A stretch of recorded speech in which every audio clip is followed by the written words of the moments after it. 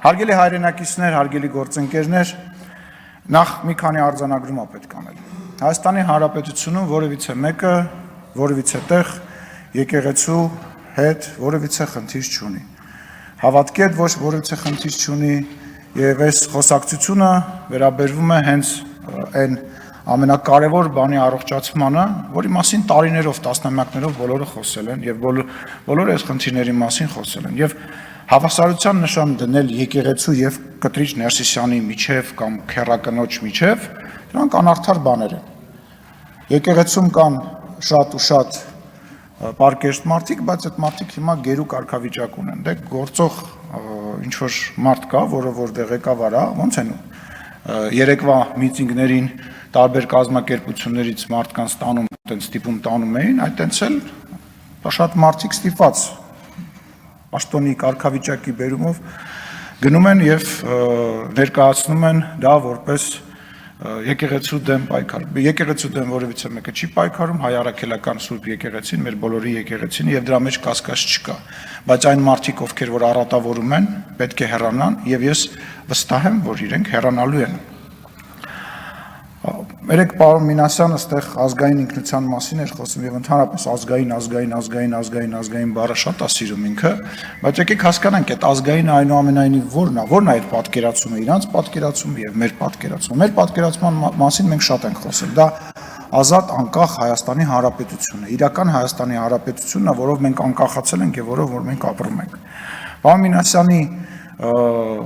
պատկերացումը դա 004 շրջաբերականի ազգային տարբերակն է, հա, գիտեք այդ շրջաբերականի մասին, կաշառակերությունն է, դա կոռուպցիայի եւ ֆեոդալական համակարգի երկիրն է, որտեղ կա ֆեոդալ, որը փող է ծախսում, երկիչ երկչույները փող են ստանում հարսանիքների ժամանակ, հələ մի քիչ էլ ավել են տալիս, հա, մնացածը ինչ որ միջոցառումներ են կազմակերպում, այն մյուսը աշխատանք ունի այդ ֆեոդալի հաշվին եւ այդ ֆեոդալական պուճուր ֆեոդալիկների հավաքածու է, որը տենց իր մեծությամբ տենց որ երկիր է։ Այդ է արժեքային եւ բան համակարգը, իսկ իդեալի մեջ այդ ամբողջը համապարփակ, տենց ինչ որ պարփակված է մի մեծ ավելի հետաքրքիր պետական միավորի մեջ, մի հատ մեծ ինչ որ դաշնության մեջ եւ այլն։ Եվ հետաքրքիրը գիտեք որն է եկեղեցու խոսակցության մեջ, որ եկեղեցու կողքը կանգնած հայտարարած մարդիկ հիմնականում կաթոլիկ են եւ կաթոլիկ եկեղեցու ներկայացուցիչներ են, այսինքն իրանք այնքան են կանգնած, որ այլ եկեղեցու ներկայացուցիչներ են եւ դրա մասին որևիցե մեկը չգիտես թե ինչու չի խոսում, բայց միևնույն ժամանակ այդ նույն անձնավորությունները, որոնք որ խոսում էին խմբակների մասին, որոնք հոխորտում էին Հայաստանի Հանրապետության հասցեին, հələ մի հատ պատկերացրեք, որ այն երկրում, որտեղ որ իրանք փող են աշխատում եւ բնակվում են, օրինակ Ռուսաստանի Դաշնությունում, կես բերան մի հատ ասեին այն խմբակը, որ այսօր ղեկավարում է Ռ տառը, ասեին ինչ կլիներ իրանց հետ։ Ինչ կլիներ իրանց հետ։ Չէ, քանի վարքյան կտևեր, բայց Հայաստանում կարելի է ասել, չէ՞։ Հայաստանում դե ժողովրդավարություն է, Հայաստանում ինչ ուզում ես ասում ես, կարելի է ասել։ Հետո կգան կհավաքվեն դատարանի մոտ եւ այլն։ Պարոն Գեգամ Մանուկյանը բանակից էր խոսում, պարոն Գեգամ Մանուկյանին եւ մեր գործընկերներին, որոնք Ռոբերտ Քոչարյանի եւ Սերժ Սարգսյանի հետ որևիցե կապ ունեն, առաջարկում են բանակ բառը լսելիս ձև անել, որ իրանք դահլիճում չեն։ 2000-ից 2002 թվականին ես ծառայել եմ Հայաստանի Հանրապետության բանակում, այն ժամանակ Ռոբերտ Քոչարյանը հանրապետության նախագահն էր, Սերժ Սարգսյանը պաշտպանության նախարարն էր, Սերան Օհանյանը առաջին բանակային կորպուսի հրամանատարն էր։ Այսինքն մի հատ ընդհանուր բուկետ էր սենց մի հատ լավ։ Ես կարող եմ ժամերով պատմել, թե ինչ էր կատարվում մեր բանակում։ Ինչպես էին մի հատ սրիկա ոչնչություն կար, որ կանգնում էր ճաշարանի դռան առջև եւ ռետինե բանով, մահակով 18 տարեկան երեխաներին, ովքեր որ մտնում էին հաց ուտելու, հարվածում էր։ Ուղղակի էր հարվածում։ Ուղղակի հարվածում էր։ Ուղղակի երեխեք եկել էին հաց ուտելու։ Մի հատ ուրիշ ոչնչություն գիշերը որս էր կազմակերպում։ Զորամասը եւ քաղաքը բաժանում էր պուճուրիկ մի տարածք եւ գիշերը որոշ զինվորներ փորձում էին գնային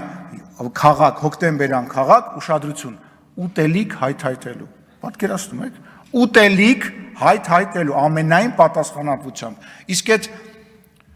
լավ, Իսկ այդ սրիկան դուրս էր գալի որսի, մի հատ այնց ջիպ մեքենա ուներ ու բռնում էր երեխաներին եւ ծեծելով բերում էր։ Իր համար դա զբաղմունք էր, ինքը իր բանը չէր կատարում։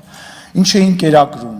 ինչ էին հագնում։ Այդ շորը, որ հագնում էինք, հանելուց հետո շորը տպված էր վրեքս։ Շորը վրեքներս տպված էր։ Այդ նаш բաները։ Իսկ խմելու ջրի մասին, լողանալու մասին ընդհանրապես չէ։ Ուրա Սերյան Օհանյանը, ուզում եմ հասկանամ, ուրա առաջի բանակային կորպուսի հրամանատարը, ուրա Սերժ Սարգսյանը, պաշտպանության նախարարը, որ մեծ խոսում են, ուր են դրանք, Ռոբերտ Քոչարյանը, որ բերանը ծռելով մեծ խոսում է, ուր են, թող գան ինձ եւ հազարավոր այն զորամասը, որտեղ ծառայել եմ, ու չեպկայ ա եղել, եւ ամեն 6 ամիսը մեկ երեխեք են եկել գնացել, ուր են այդ դոլարավոր միլիոնատերները, թող գան ինձ պատասխան տար, ինչի են մեր ուտելիքը, ինչի էր բանի մեջ, ամանի մեջ լցնում էին եռացրած ջուր, կտրտած կաղամբ, կներեք որ պատմում են, բայց պետք է շփացնել էսի միլիոնատերների երեսներին, էլի։ Կտրտում էին, լցնում էին կաղամբ, կարտոֆիլ ու կիլկիվ տամատնամ սոուսի, եռացնում էին ու տալիս էին երեխեքին։ Իսկ հաց ստանում էինք 7-ից 10 օրը մեկ, այդ հացը փաթաթում էին թաց շորի մեջ, դուք պատկերացնում եք հացը 7-10 օր փաթաթված, ուր են սրանք, ուր է այդ հայրմեր չիմացող մարդը, որ մեծ փրթում է, գիտի իրա փողեր իրան փրկելու, հա, այնքան կարամ պատմեմ, որ կամ Քրիստինեն Վարդանյան, պատերազմից 5 րոպե առաջ ապա, այդ ինչ ինֆորմացիա ունես, ինչ պատերազմից 5 րոպե ապակաս,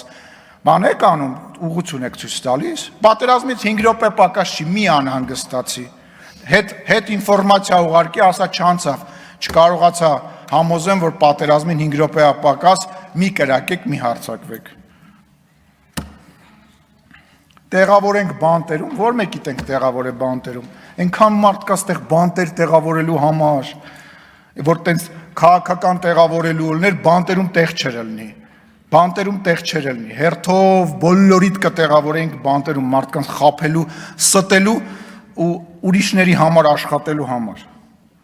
Բաղրամյան գնացեք եւ տեսեք, այդ Բաղրամյանի մասին նոր իմացար, երկու անգամ ստեղ լսում ա եղել, բա ուր է իր Տիկին Վարդանյան, թե Թագուհի Թովմասյանի պես գնա երեք գնաց նստեց կողքները նկարվեց գնաց տուն։ Մի հատ է դու գնա նստի, նկարվի գնա տուն, ինչ ա եղել, կգաս տեղ հետո ելույթ կունենաս։ Եվ վերջում որպես ազգային ժողովի նախագահ, որպես մարդը, որ պետք է ապահովի ազգային ժողովի բնականոն գործունեությունը, Լևոն Քոչարյանին եւ Իշխան Սաղաթելյանին ասեք թող այնուամենայնիվ վերադառնան դալիճ, իրաց բան չի լի ստեղ։ Վերջի տարբերակով կանանցով կպաշտպանեք, էլի։ Թող վերադառնան, ամոթա նիստերը ավարտվում են։